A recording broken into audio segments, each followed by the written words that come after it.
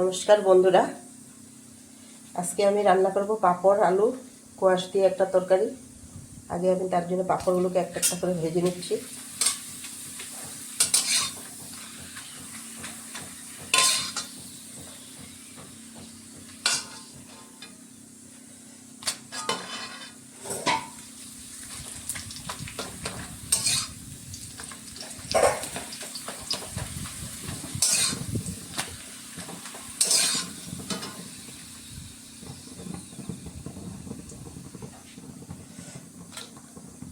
পাঁপড়টা ভাজা হয়ে গেছে, এখন আমি এই তেলের মধ্যে কোয়াশার আলুটাকে একটু লাল করে ভেজে নেব।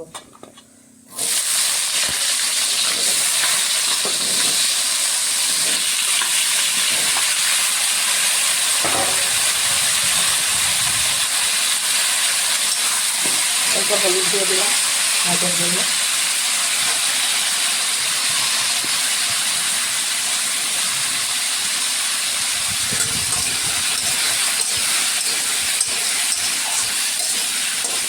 এটা একটু লাল করে ভেজে নিই, তারপরে দেখাবো।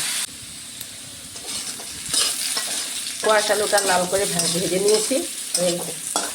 কয়েকদিন থেকে আমাদের ঘরে নিরামিষ চলছে, তো তার জন্য এই যে কালকেও নিরামিষ তরকারি করলাম, আজকেও নিরামিষ, আবার সামনের কালকেও নিরামিষ থাকবে।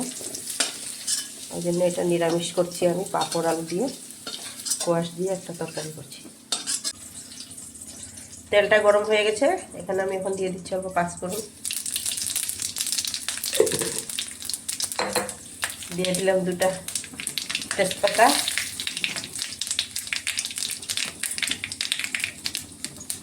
অল্প আদা কুচি,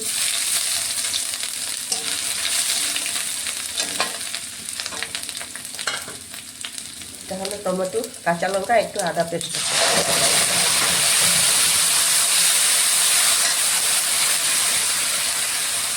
স্বাদ অনুসারে অল্প লবণ দিয়ে দিলাম, লঙ্কার গুঁড়া অল্প দিলাম, আর অল্প জিরার গুঁড়া,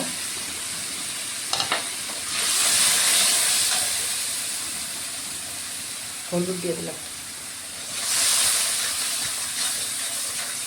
এখন মশলাটাকে একটু ভালো করে ভেজে নিই।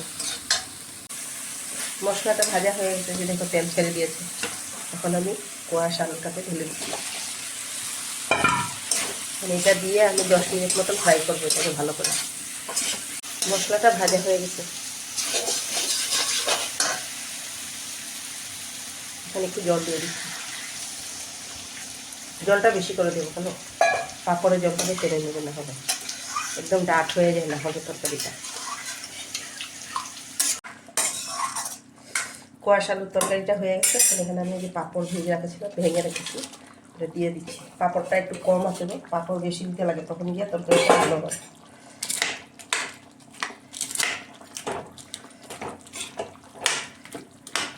কোয়াশ আলু পাঁপড় দিয়ে তরকারিটা হয়ে গেছে, এখন আমি নামিয়ে নিচ্ছি।